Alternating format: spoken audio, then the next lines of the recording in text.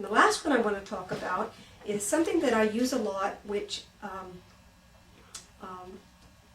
I tend to get excitable about some particular kinds of defenses and human behaviors. And this is one that I get excited about. So what I tease about is I know when I'm being very grabby and enthusiastic and where I have a lot of energy and passion. I call it being on my soapbox. So I identify that, and once I identify it, I tend to not be as preachy as perhaps I would be. And other people understand she's on her soapbox, just give her a minute or two, she'll get off. So this is a soapbox for me. It's a process that I have termed baselining, simply because it's handy to have a name. But the process is that we pick up the story from a convenient starting point that does not allow us to include the entire reality. And when I'm working with people, very often they'll start from the crisis. And I got home and I opened the letter and he'd left me. And that's the place they want to work from, how they felt, what happened, the argument the next day. But in baselining, I just notice that that does not happen out of the blue. And what I'm trying to track back to is a place where they can have an awareness of choice that they made that led, it wasn't totally responsible, but it led to this moment. So there's a place where we may have chosen to focus on our job to the detriment of our relationship. And 3 days later, probably not. 3 months later, maybe not. But 3 years later or 30 years later, we may have gone down a road that partially excludes our partner to the point where they're not feeling engaged with us.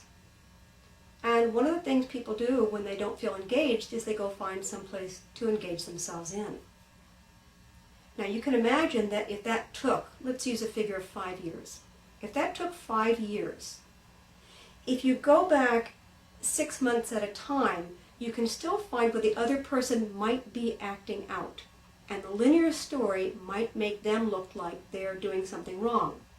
But the guide lectures talk about the fact that we are 50% responsible in a relationship. So I'm looking back and back and back saying, where was your part in this?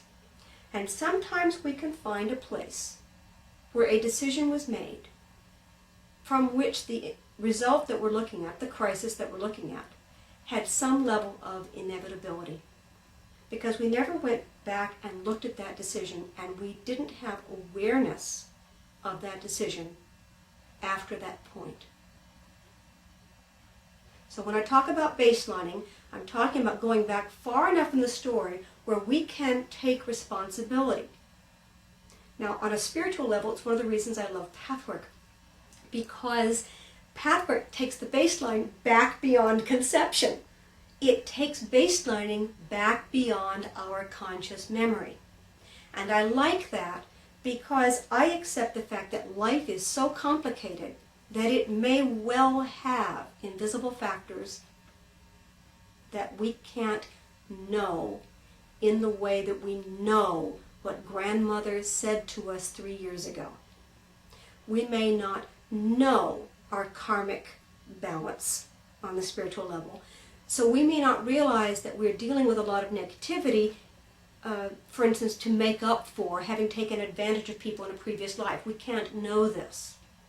But knowing that there are invisible factors allows me personally to accept that life can be a little unlinear, irrational, confusing, because I don't have all the facts.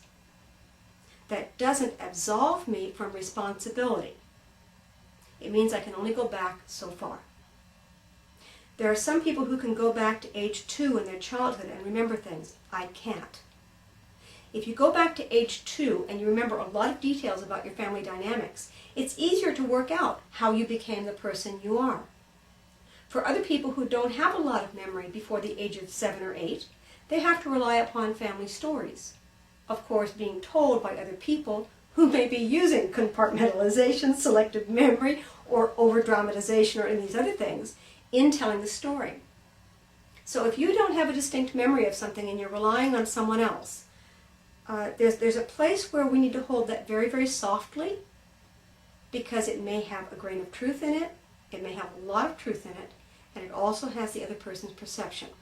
So what I'm talking about here is in baselining, what I try to do is go back to that person's conscious memory from which events tumble forward.